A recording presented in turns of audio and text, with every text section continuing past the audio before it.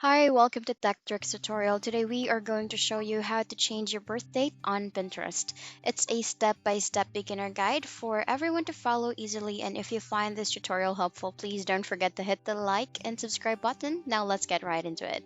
First thing is first, open your application for Pinterest on your mobile phone and click on your profile that's on the lower right corner of the screen. Once you click on your profile, just click on the upper right corner beside the share icon, click on settings,